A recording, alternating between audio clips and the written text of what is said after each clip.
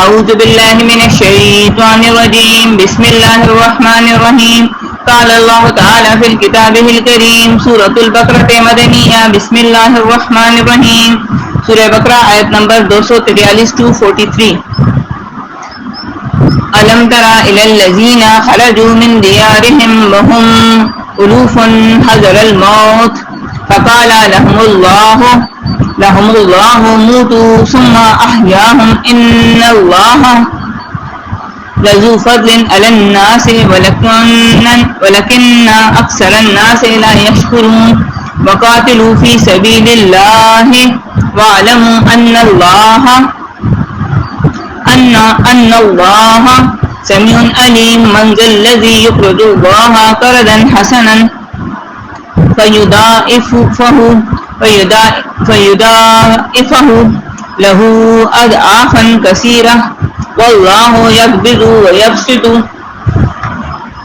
وإليه ترجعون ألم تر إلى الملأ من بني إسرائيل من بعد موسى إذ قالوا لنبي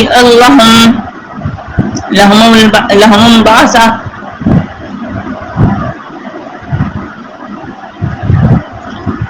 موسى إذ قالوا لنبي لهم بعث لنا ملكا نقاتل في سبيل الله قال هل أسيتم إن كتب عليكم القتال ألا تقاتلوا قالوا وما لنا ألا نقاتل في سبيل الله وقد أخرجنا من ديارنا وأبنائنا فلما كتب عليهم القتال تولوا إلا قليلا منهم والله عليم بالظالمين وقال لهم نبيهم إن الله قد بعث لكم طالوت ملكا قالوا أن يكون له الملك علينا ونحن أحق بالملك منه ولم يؤتى ساعة من المال قال إن الله اصطفاه عليكم وزاده بسطة في العلم والجسم والله يؤتي ملكه من يشاء والله واسع عليم وقال لهم نبيهم إن آيات ملكه أن يأتيكم التابوت فيه سكينة من ربكم وبقية مما ترك آل موسى وآل هارون تحمله الملائكة إن في ذلك لآيات لكم إن كنتم مؤمنين فلما فصل طالوت بالجنود قال إن الله مبتليكم بنهر فمن شرب منه فليس مني ومن لم يطعمه فإنه مني إلا من اخترف غرفة بيديه فشربوا منه إلا قليلا منهم فلما جاوزه هو والذين آمنوا معه قالوا لا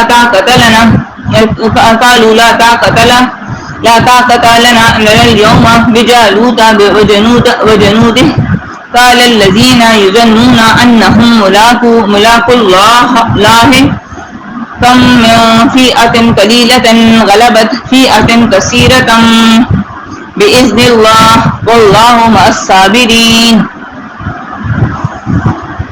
سورہ بقرہ مقصد بیان 4 مسائل کا: اثبات توحید، اثبات رسالت، جہاد فی سبیل اللہ، انفاق فی سبیل اللہ. جس طرح سورت کے مقاصد 4 ہیں ویسے سورت کے حصے 4 ہیں. پہلا حصہ آیت نمبر 1 سے 100 تک ہے جس میں توحید کا بیان تھا، اور یہ پہلا حصہ 3 ابواب پر مشتمل تھا. پہلا باب آیت نمبر 1 سے 20 تک تھا، دوسرا باب آیت نمبر 21 سے 39 تک تھا، تیسرا باب آیت نمبر 40 سے 100 تک. دوسرا حصہ آیت نمبر 101 سے لے کر 176 تک، 101 سے 176 تک، جس میں اثبات رسالت تھا، نبی پاک صلی اللہ علیہ وسلم کی رسالت کا اقرار تھا، ثبوت تھا. اور پھر آیت نمبر 177 سے لے کر 253 تک جو چپٹر ہے یہ جہاد فی سبیل اللہ کا. اور پھر آخری حصہ آیت نمبر 254 سے لے کر 254 سے لے کر 286 تک ہے.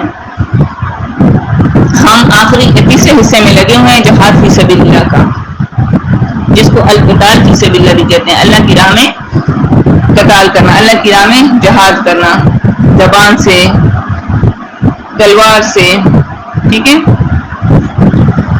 تو بالید، بالسیف، ہر طریقے سے، ٹھیک ہے نا، اللہ کی راہ میں جہاد کرنا اپنے مال کے ساتھ، اپنی جانوں کے ساتھ.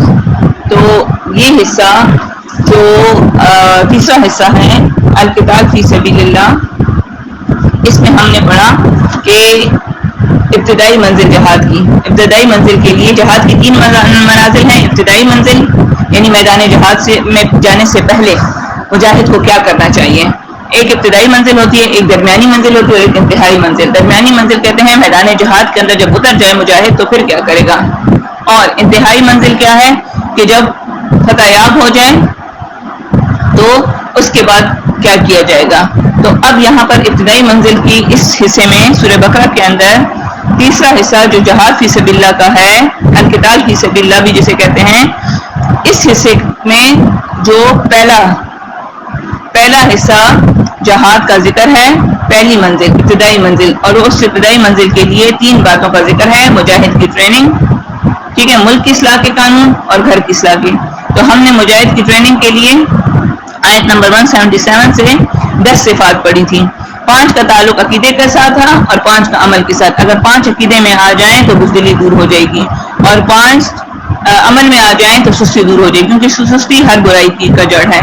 پھر ملک کی اصلاح کے 4 قوانین پڑھے، پھر گھر کی اصلاح کے 18 قوانین پڑھے جو آیت نمبر 215 سے 215 سے 242، 215 سے 242 تک بیان ہوئے.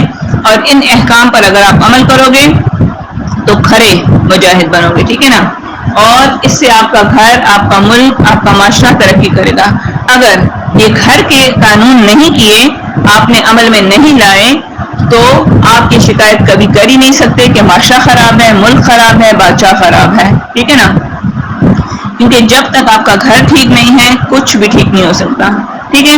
اب یہاں پر آیت نمبر 243 میں یہ جو آیات ہیں یہ تنویر ہیں، یہ روشنی ہے اس پر کہ جب تمہارے مجاہد کی ٹریننگ ہو گئی، ملک کی اصلاح ہو گئی، جب تمہارا گھرانہ ٹھیک ہو گیا تو اب جہاد کرو.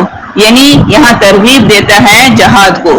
یہ بطور تنویر کے یہ آیات آئیں جہاد کے مسئلے پر، یعنی روشنی کے طور پر، اور ترغیب الجہاد بھی ہے بڑے عجیب طریقے سے. دیکھیں، میرا طریقہ ہے بیان جو میرا اساتذہ کرام کا ہے کہ پہلے ان آیات کا خلاصہ بیان کر دو، بس پھر تو ترجمہ ہے، پھر تو بہت آسان ہے. ٹھیک ہے. خلاصہ جب بیان کر دو تو اس کو یاد رکھنا بھی آسان ہے اور بیان کرنا بھی. اب اس سے پہلے جتنا ہم نے سبق پڑھا تھا اس کا خلاصہ، اور اب جو آج کی ہم نے آیات پڑھی ہیں 243 سے 243 سے 249 249 تک جو ہم نے آیات پڑھی، اب ان کا خلاصہ بیان کر رہی ہوں. ٹھیک ہے. تو یہاں پر ترغیب الجہاد کی بڑے عجیب طریقے سے متقاصلین کو، اور زجر کے ساتھ ہے جہاد کی ترغیب، کیونکہ اس میں کہا گیا تھا کہ دیکھیں میں نے آپ سے کہا تھا نا کہ بزدلی اور سستی دونوں رکاوٹیں ہیں جہاد کے لیے. تو اس پر ایک قوم کا واقعہ بیان ہو رہا ہے، بزدلی کا بھی اور سستی کا بھی، کہ مرنے سے وہ ڈر رہے تھے اور جہاد میں سستی کر رہے تھے. تو اللہ تعالیٰ نے جس چیز سے وہ ڈر رہے تھے، وہ سستی کر رہے تھے، بغیر جہاد کو ان پر لے آئے. موت سے ڈر رہے تھے نا، تو اللہ تعالیٰ نے ایسے صاف میدان پر ان پر موت طاری کی، پھر اللہ نے ان کو دوبارہ زندہ کر دیا. تو کوئی پیغمبر، ہم نے پیچھے یہود کے واقعے میں پڑھا ہے نا، ٹھیک ہے، تو کوئی پیغمبر اللہ تعالیٰ نے ان کو زندہ کر دیا، تو کوئی پیغمبر تھا وہاں پر، اور اس کے ذریعے اللہ نے ان کو بتایا کہ اب کوئی پیغمبر جہاں وہاں پر یا کسی اور طریقے سے اللہ نے انہیں بتایا کہ تم موت سے ڈر رہے تھے، اور یہ پیغام پہنچایا کہ موت سے تو بچنا ہے ہی نہیں، تم کہیں بھی ہو موت تو تم کو گھیر کر رکھیں گے. ٹھیک ہے. تو جہاد اگر یہ اس لیے نہیں کرتے کہ مر جائیں گے، تو موت سے اگر بچاؤ کا طریقہ تم کو معلوم ہے تو مت کرو. ٹھیک ہے. بے شک پھر جہاد مت کرو.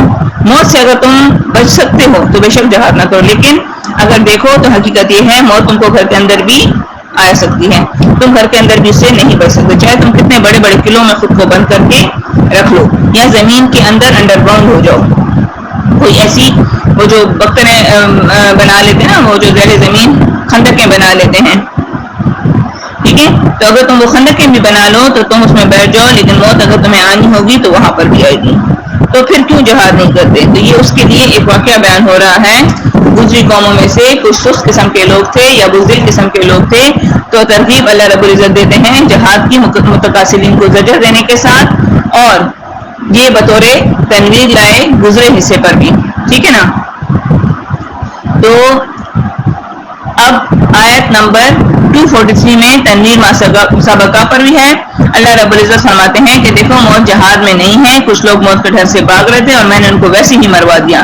مطلب یہ کہ جہاد سے مت ڈرو، موت سے مت ڈرو، موت تو ویسے بھی آنی جانی چیز ہے. پھر اس کے بعد آیت نمبر 244 میں تھا تیسرے حصے کا دعویٰ دوسری دفعہ لائے، وقاتلوا فی سبیل اللہ. دیکھیں متوجہ ہو جائیں اور یہ رائٹ ڈاؤن کر لیں، ٹھیک ہے نا. یہ جو اس کے ساتھ پوائنٹس ہیں، آیت نمبر 43 میں کیا تھا، آیت نمبر 44 میں کیا تھا، یعنی 243 میں کیا تھا، اب 244 میں کیا ہے. ٹھیک ہے، یہ میں خلاصہ بیان کر رہی ہوں اور پھر اس کی تفصیل انشاءاللہ میں آگے چل کے بتاتی ہوں. ٹھیک ہے، آیت نمبر 244 میں ہے تیسرے حصے کا دعویٰ، القتال وقاتلوا فی سبیل اللہ، اور اللہ کی راہ میں مار دو یا مارے جاؤ، ٹھیک ہے نا، اللہ تعالیٰ کی خوشنودی کے لیے جہاد کرو. پھر آیت نمبر 245 میں ترغیب الی الانفاق ہے، یہ ثابت کرنے کے لیے کہ جہاد اور انفاق لازم اور منظور ہیں. ٹھیک ہے، جہاد کے لیے جب تک آپ اپنا پیسہ نہیں لگاؤ گے، اللہ کی راہ میں خرچ نہیں کرو گے، چاہے وہ آپ کی جان ہو چاہے وہ آپ کا مال ہو، جہاد ہو ہی نہیں سکتا. ٹھیک ہے نا. جان لگانے کے لیے بھی جب میدان جہاد میں لڑنے کے لیے اترو گے تو تمہیں ذرائع بختر چاہیے ہوگی، تلوار چاہیے ہوگی، گھوڑا چاہیے ہوگا، آج کے دور میں ٹینک چاہیے ہوگا، بندوق چاہیے ہوگی. تو وہ سب کہاں سے آئے گا؟ انفاق کے ساتھ. ٹھیک ہے. پھر آیت نمبر 246 میں ایک واقعہ ذکر کیا بطور مثال کے، مثال ان لوگوں کی جنہوں نے امیر کی اطاعت نہیں کی تھی. ٹھیک ہے، امیر کی اطاعت کیوں نہیں کی تھی، کہاں نہیں کی تھی، کیسے نہیں کی تھی، اس مسئلے پر. اور وہ مسئلہ کیا تھا؟ جہاد پر. ٹھیک ہے، جہاد کے لیے امیر کی بہت ضرورت ہے، امیر کا ہونا جہاد کے لیے ضروری ہے. اور دوسری بات، امیر کی اطاعت بھی بہت ضروری ہوتی ہے. یہاں پر بنی اسرائیل کا میں نے آپ کو ذکر کیا ہے کہ جب وہ شرکیات اور بدعات میں ڈوب گئے تو اللہ نے ان کی طاقت ان سے لے لی اور ان کو ذلیل و خوار کر دیا، ان پر ظالم کو مسلط کر دیا. جیسے کہ آج ہم مسلمانوں کا حال ہے کہ ظالم ان پر مسلط. اگر ہم پر مسلط کیوں ہے؟ دیکھیں یہ ہماری اللہ رب العزت سے دوستی نہ کرنے پر ہے. ایک دفعہ حضرت بہلول تھے تو وہ قبرستان میں بیٹھے ہوئے تھے، تو وہاں سے ہارون رشید گزر نے پوچھا یا کوئی اور ان سے گزرے، انہوں نے پوچھا کہ اے بہلول یہاں پر تم کیا کر رہے ہو؟ نہ بازار میں تھے، سوری. ایک دفعہ بیچ بازار میں حضرت بہلول بیٹھے ہوئے تھے تو بادشاہ نے پوچھا کہ بھائی، ہارون رشید اس وقت کے دور کے بادشاہ، تو نے پوچھا کہ بھائی تم یہاں اس بیچ بازار میں کیا کر رہے ہو؟ کہتا ہے میں لوگوں کی اللہ سے دوستی کرا رہا ہوں. تو نے کہا یہ تو مجذوب سا ہے، ویسے ہی بس بول رہے ہیں. کہتے ہیں میں اللہ سے لوگوں کی دوستی کروا رہا ہوں لیکن لوگ مان نہیں رہے. پھر ایک دفعہ گزر ہوا قبرستان سے تو دیکھا حضرت بہلول وہاں بیٹھے ہوئے تھے. پوچھا اے بہلول تم یہاں کیا کر رہے ہو؟ کہا اب میں اللہ سے بندے کی دوستی کرا رہا ہوں، اب اللہ نہیں مان رہا. ظاہر ہے جب آپ قبر میں چلے جاؤ گے آپ کے عمل نامہ بند ہو جائے گا. جب انسان پہ موت آ جاتی ہے نا، جب آنکھیں بند ہو جاتی ہیں تو نامہ عمل بند ہو جاتا ہے. پھر جب انسان قبر میں جاتا ہے تو حساب کتاب شروع ہو جاتا ہے. پھر وہاں موقع یا مہلت نہیں ملتی. یہی جو ہم دنیا میں ہے نا تو یہاں اللہ سے دوستی کر لیں، لیکن ابھی اللہ کے ساتھ دوستی کرنے کا ٹائم نہیں ملتا. پڑھے لکھے لوگ ہیں، ٹائم نہیں ملتا، خلاف شریعت کرتے ہیں، اللہ کو ناراض کرتے ہیں، نبی پاک صلی اللہ علیہ وسلم کی سنت کی کا مذاق اڑاتے ہیں، اور پھر کیا کہتے ہیں؟ ہندوؤں کو برا بلا، یہودیوں کو برا بلا، عیسائیوں کو برا بلا. اور اپنے اعمال کا کیا حال ہے؟ جس کسی کو بھی بولو کہ بھائی شادی غم سنت کے مطابق کرو، اللہ کے حکم کے مطابق کرو، نبی پاک صلی اللہ علیہ وآلہ وسلم کی سنت کے مطابق کرو، اپنی زندگی کا صبح شام اللہ اور اس کے رسول صلی اللہ علیہ وسلم کے طریقوں پہ چلو. لیکن نہیں، اب ان کو کہا ہم کوئی بیکورڈ ہیں، یہ تو کون سا زمانے جاہلیت کی باتیں کریں، اور یہ اپنا دین ہمیں مت سکھاؤ، ہمیں بھی پتہ ہے نماز روزہ حج زکوٰۃ ہم بھی دیتے ہیں، ہم نے بھی اتنے عمرے اور حج کیے ہیں. دیکھیں حج اور عمروں پر ہوتا تو بیت اللہ کے اندر سورہ انفال آیت نمبر 32 ہم پڑھتے ہیں، اللہ رب العزت فرماتے ہیں کہ ان کی بیت اللہ کے اندر نمازیں میرے نزدیک تالیاں اور سیٹیاں ہیں. ٹھیک ہے، اللہ رب العزت نے ابو جہل کے 53 حج اس کے منہ پر مارے اور وہ جہنم ہی ٹھہرایا گیا. حج اور عمرے اور نمازیں اور حاجیوں کی خدمتیں اور زکوٰۃ اور اللہ کے نام کا دینا وہ بھی کرتے تھے، لیکن ساتھ اپنے بتوں کو بھی خوش کرتے تھے. آج ہم بھی کہ ہمارے لوگوں کو دیکھیں خفا مت ہو، حالات ہمارے یہی ہیں، لوگ کیا کہیں گے. وہ تو پھر بتوں کو پوچھتے تھے، یہ تو زندہ ان کے خدا ہیں، انہوں نے اللہ کے آگے، اللہ حی القیوم ہے، یہ اس زندہ و جاوید رب کے آگے اس کی مخلوق انسان کو لوگ کیا کہیں گے. ایک دور آیا نا بیچ میں کہ لوگوں نے زیارتوں کو خدا بنا دیا. ہاں کہ یہ بابا مجھے بدری پیخ بشی، ہاں یہ بابا مجھے ٹکر مار دے گا اگر میں نے اس بابا کی قبر کے چڑھاوے نہ چڑھائے جو میں نے دیکھے، جو نیاز دیکھیں. نظر نیاز صرف اللہ کے نام کی، انشاءاللہ سورہ مائدہ میں ہم پڑھیں گے. ٹھیک ہے، نظر نیاز یہ تحریمات میں آتا ہے. اللہ نے جو چیز حرام قرار دی اس کو حرام ٹھہراؤ، جس چیز کو اللہ نے حرام نہیں ٹھہرایا اپنے آپ پر اس کو حرام مت ٹھہراؤ. جیسے کہ پچھلی قوموں میں یا ہندوؤں میں ہوتا ہے، وہ زمین کے اندر پیدا ہونے والی چیزیں نہیں کھاتے، پیاز لہسن وغیرہ، کہ اس سے شراب ملتا ہے. ہاں تو ان کو بھی شراب ملتا ہے. اللہ رب العزت کے احکامات کے خلاف چلتے ہیں اور کہتے ہیں باباؤں کے نام کی نظر نیاز. اور نظر نیاز اللہ کے سوا کسی اور کے نام کی نہیں ہے. چڑھاوے جو چڑھانے ہیں وہ اللہ کے نام کے، اللہ کے نام کے اوپر خیر خیرات سب کچھ کرو، یہ دیگیں یہ سب کچھ تقسیم کرو، غریب غربا کو کھلاؤ، لیکن اللہ کے نام پر. یہ جانور ذبح کرتے ہو، یہ ذبیحے کرتے ہو اللہ کے نام پر. اگر غیر اللہ کے نام لیا گیا کسی بھی چیز پر وہ حرام ہے. بے شک اس کے بعد اللہ اکبر اللہ اکبر تکبیرات پڑھ کے تم اس کو ذبح کرو، ٹھیک ہے نا، وہ تمہارا قبول نہیں ہے.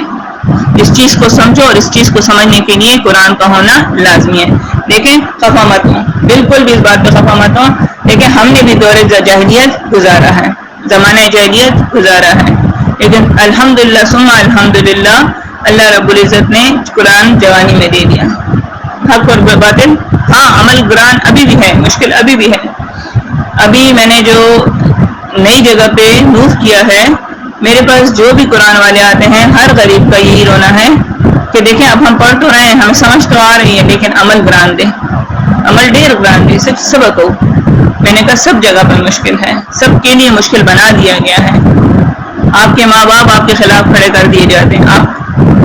آپ کے ماں باپ کو کہا جاتا ہے کہ یہ سارا دن جو قرآن نہیں پڑھ رہا یہ ہم پر جادو کر رہا ہے، یہ تم پر جادو کر رہا ہے، یہ تمہارے لیے جادو کر رہے ہیں. ہاں یہ قرآن جادو ہو گیا کیونکہ ناشنا ہو گیا نا، لوگوں نے اس کو پڑھنا چھوڑ دیا، غلافوں میں ڈال کے مٹی کر کے رکھ دیا تو یہ ناشنا ہو گیا. دیکھیں بہت دکھ کی بات ہے، میں پھر چلی جاؤں گی اس دکھ میں. تو واپس آتے ہیں اپنے سبق کی طرف. تو اللہ رب العزت فرماتے ہیں کہ یہ جو بنی اسرائیل تھے، جو یہودی تھے، انہوں نے خلاف جب کرنا شروع کر دیا نا، جیسے آج کل کے مسلمان ہیں، تو پھر ان پر اللہ رب العزت نے زوال لایا. ان پر ظالم حکمران مسلط ہوا جس نے ان کے بیوی بچوں کو ان سے قبضہ کیا، ان کے بچے مار دیے، ان کے بوڑھوں کو ذلیل و رسوا کیا، ان کے مال متاع لے لیے، ان کی بیویوں کی عزتیں لوٹی.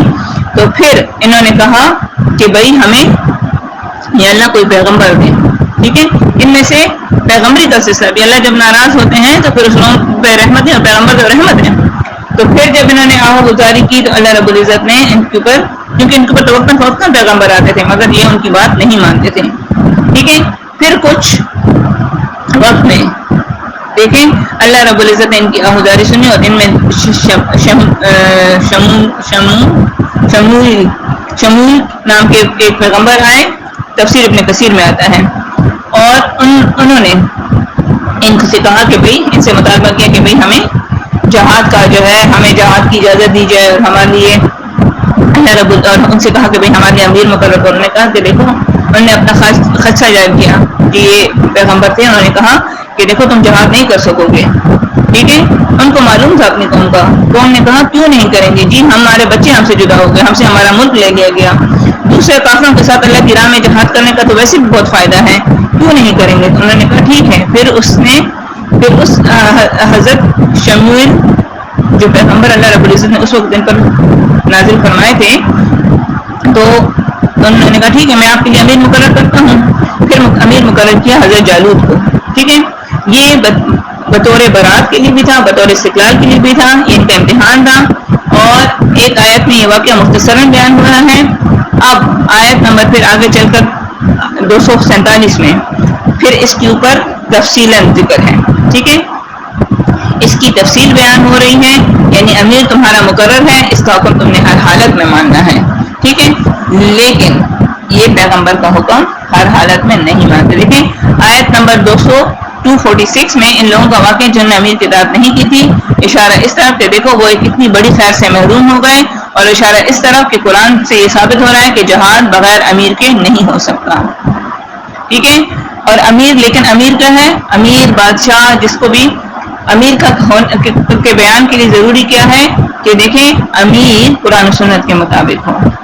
وہ قرآن و سنت کے مطابق اگر ہو تو دیکھیں آپ اس کے لیے اس کا حکم ماننا آپ کے لیے ایسا ہے جیسے رب کا حکم. اگر آپ نے حکم نہیں مانا تو گنہگار ٹھہرائے جاؤ گے. تو یہاں امیر کا بیان کیا, پیغمبر نے ان کے لیے امیر مقرر کیا اور انہوں نے اعتراض کر دیا کہ اس کے پاس قانون نہیں ہے. پہلے تو یہ اعتراض کیا تھا کہ یہ کم نسل ہے. حضرت جالوت جو تھے وہ بنی اسرائیل میں سے نہیں تھے, ٹھیک ہے. ایک تو نے کہا کہ یہ کم نسل ہے, یہ ہمارے نسل کا نہیں ہے.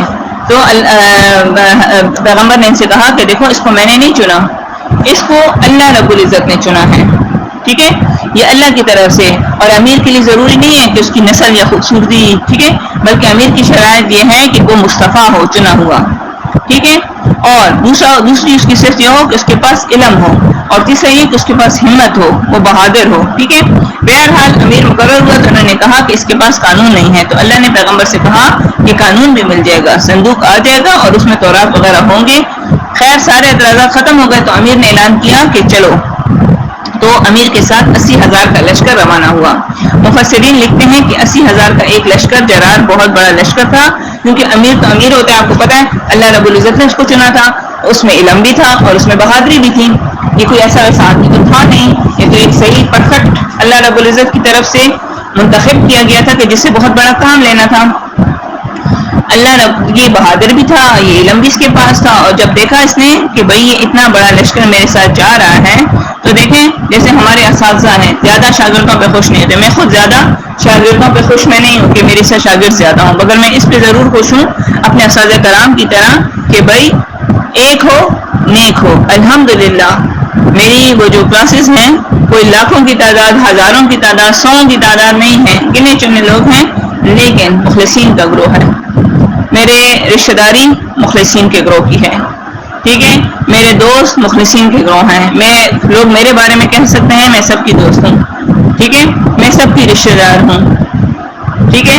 لیکن میں اپنا رشتہ دار, اپنا دوست, اپنا ہمدرد اس کو مانتی ہوں جو اطیع اللہ و اطیع الرسول کرتا ہے, جو میرے ساتھ اس بات پہ میرا مذاق نہیں ہو رہا تھا کہ ہاں تم نے ناک کیوں چھپایا, تم نے منہ کیوں چھپایا, تم نے برقع کیوں پہنا ہے, جو شاعر اللہ کی بےعزتی کر. دیکھیں یہ اللہ کا قانون ہے. قرآن کریم میں اللہ رب العزت کی اس پردے کے اوپر آیات نازل ہیں, ٹھیک ہے نا, جگہ بہ جگہ. یہ میرے نبی پاک صلی اللہ علیہ وآلہ وسلم کی سنت ہے. میں ازواج مطہرات سے اونچی نہیں ہوں, میں صحابیات سے اونچی نہیں ہوں. اور جو میرے رب کے قانون کو بدلے گا, نبی پاک صلی اللہ علیہ وسلم کی سنت کو بدلے گا اور پھر اس کا مذاق اڑائے گا, ایک تو تم نے بدل لیا. دیکھو میں آپ سے کچھ نہیں کہہ رہی کہ آپ کیوں پردہ نہیں کرتے, آپ کیوں اپنے سر کو نہیں ڈھکتے, آپ اپنے منہ کو کیوں نہیں چھپاتے, یا آپ روڈ پر کھڑے ہو کر, بھائی گھر کے اندر آ کر بات کیوں نہیں ہو سکتی کہ یہ بڑا اچھا وہ ہے کہ کوئی بھی فنکشن ہو, کوئی بھی اللہ نہ کرے کوئی موت مرگ ہو تو جا کے جی سارے روڈ پہ کھڑے ہو جاتے ہیں, روڈ پہ جی تعزیتیں ہو رہی ہیں. الحمدللہ غریب فقیر لوگ کوئی بھی نہیں ہیں, جو ہوتے بھی ہیں تو اللہ تعالیٰ لوگ سارے ہر جگہ پر کمیونٹی سینٹرز بنے ہوئے ہوتے ہیں, وہاں بیٹھ کر طریقے سے دعا ہوتی ہے, افسوس ہوتا ہے, خوشی کی مبارکبادیاں ہوتی ہیں. یہ کیا ہے کہ وہ جیسے ایک زمانے میں بازار, اللہ معاف کر اللہ بچا کے رکھیں, بازار حسن کے لوگوں کا یہ کام ہوتا تھا کہ وہ جا کے بازار میں بیٹھے ہیں, ٹھیک ہے, معاف کیجیے گا یہ بہت سخت لفظ ہیں, لیکن میں کبھی سوچتی ہوں نا یہ قرآن نے یہ سوچ دی. ہماری دادی بھی کہتی ہوتی تھی, کوئی بات ہوتی تھی نا تو کہتی پیسہ گنوں کے پاس بھی آ جاتا ہے, تو ہم ہنس پڑتے تھے.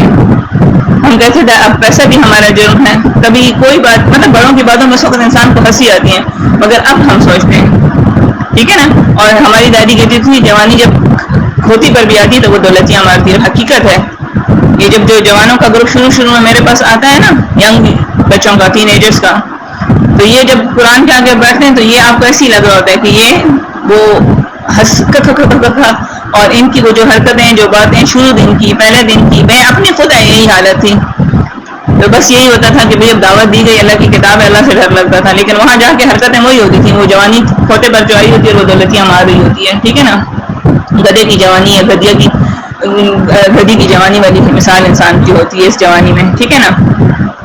لیکن وقت ہے پھر انسان کو, جب آپ قرآن کے آگے بیٹھتے ہیں تو پھر جھکتے چلے جاتے ہیں, پھر جب آپ کو سمجھ آتی ہے تو آپ ہر چیز کو غور کرتے ہیں کہ یار یہ خوشی اور غم کے لیے جب ہم اتنے سو کالڈ ماڈرن نہیں ہوئے تھے، سو کالڈ ترقی یافتہ نہیں ہوئے تھے، تب بھی گاؤں گلی کوچوں میں حجرے تھے، مرد حجروں میں بیٹھتے تھے، بیٹھیں تھیں، عورتوں کے اپنے زنان خانے ہوتے تھے جس میں وہاں پر خوشی غم کے لوگ اکٹھے ہوتے تھے، بلکہ ڈیلی بیسس پر اکٹھے ہوتے تھے، اور ایک دوسرے کو ہر روز کوئی اچھی نصیحت ہی ملتی تھی، اور دل کے بوجھ کم ہوتے تھے تو کسی کو کینسر نہیں ہوتا تھا، کوئی ہارٹ اٹیک سے نہیں مرتا تھا، کسی کو ہیپیٹائٹس نہیں ہوتا تھا۔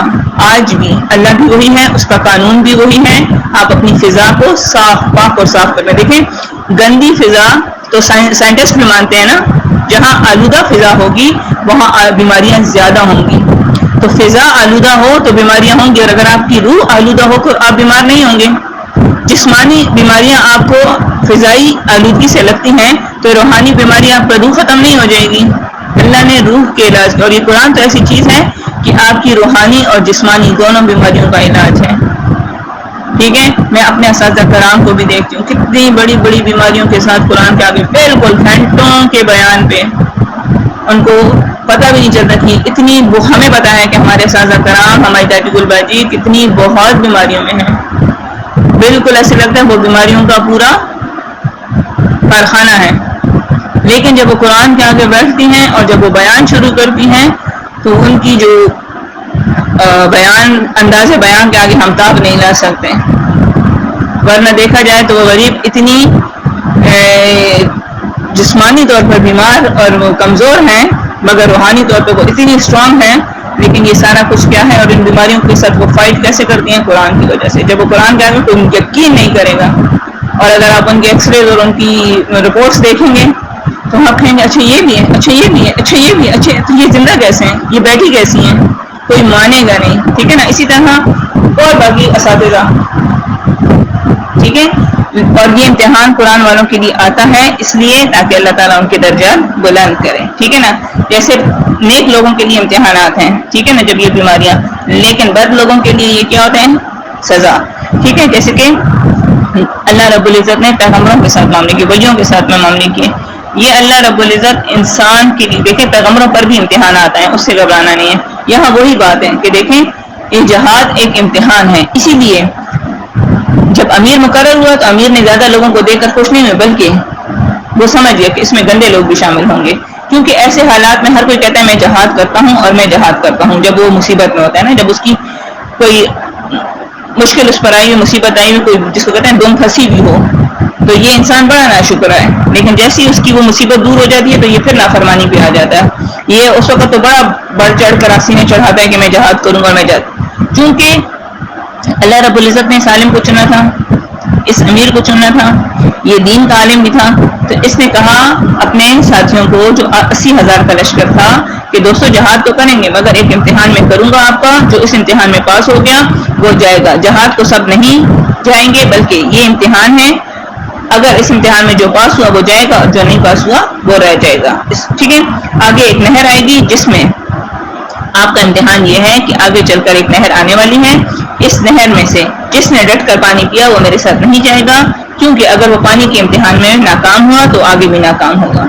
دیکھیں یہاں پر ہمیں وہ پیچھے روزے کا بیان بھی تھا نا اسی باب کے اندر، وہ اس لیے تھا کہ جب انسان، دیکھیں بھوک پیاس مجاہد کے لیے ضروری ہے کہ وہ بھوک پیاس کو برداشت کر سکے، وہ کنٹرول کر سکے۔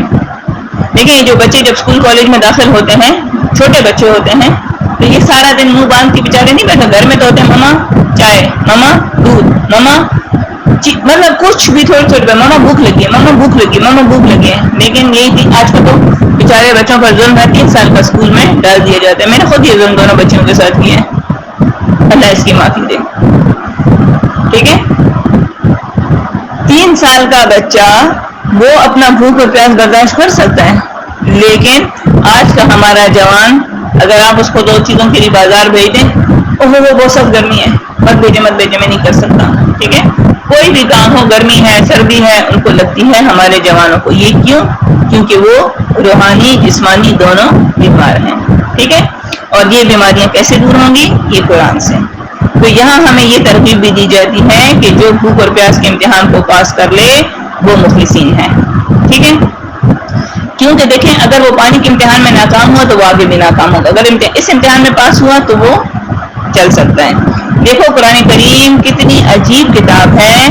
دیکھو یہ جو ہمارے لیے بیچ میں روزے کا جو حکم لایا، جہاد کے مضمون میں روزے کا حکم کیوں لایا کہ مجاہد ایسا ہونا چاہیے کہ وہ بھوک پیاس برداشت کر سکے، کہ اگر پانی روٹی کا انتظام نہ بھی ہو تو وہ جہاد کر سکے۔ دیکھیں یہ رمضان اسی لیے ہے، جو ہم اب تک آپ کو سمجھ آئے کہ یہ جو رمضان کے 30 روزے ہم پر جو فرض ہیں یہ کس لیے؟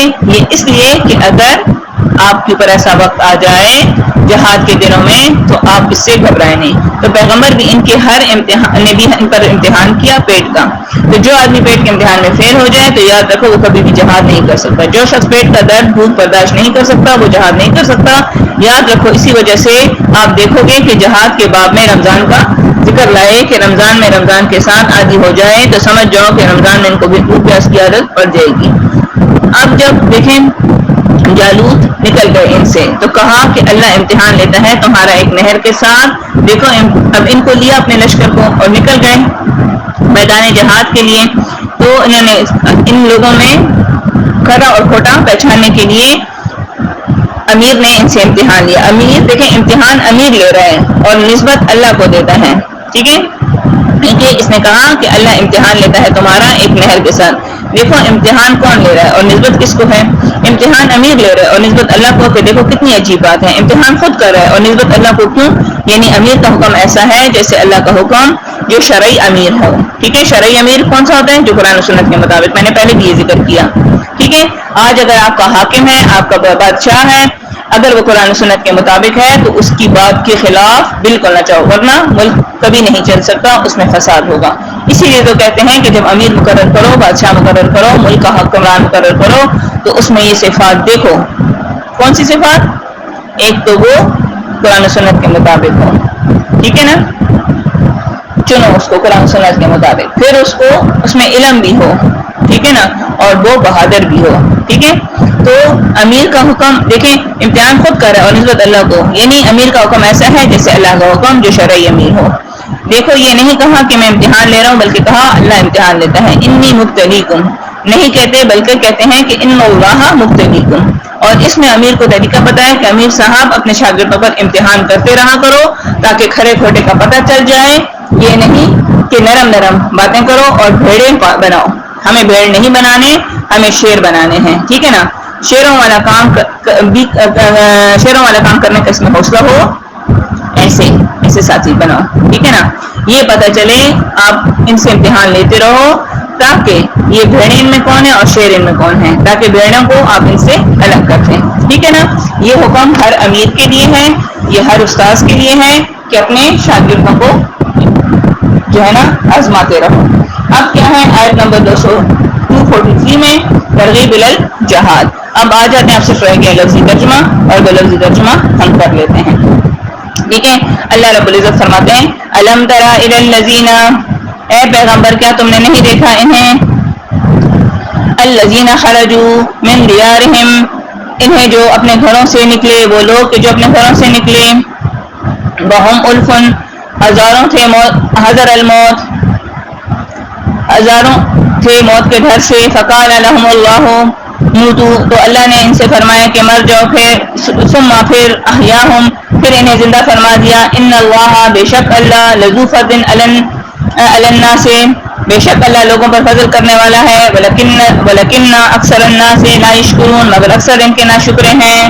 اب دیکھیں یہاں بیان ترغیب الجہاد ہے، لیکن متکاسرین کو ہے۔ یہ آیت نازل ہوئی جب جہاد کا حکم ہوا تو کچھ لوگوں نے انکار کیا موت کے ڈر سے، ان کا خیال تھا کہ اگر ہم نے جہاد کے لیے نکلے تو ہم مارے جائیں گے۔ دیکھیں نبی پاک صلی اللہ علیہ وسلم نے 130 جہاد کیے اور موت نہیں آئی، جہاد میں موت نہیں آئی، وہ مرے تو اپنی موت۔ اسی طرح دیکھیں خالد بن ولید بہت بڑے سپہ سالار تھے، جب ان پر موت آئی تو وہ بہت افسوس کرتے اور کہا کہ جا کے کہہ دو ان کفار سے کہ اگر موت میدان جہاد میں ہوتی تو میں جہاد میں مارا جاتا، لیکن دیکھو موت مجھے بستر پر آ رہی ہے۔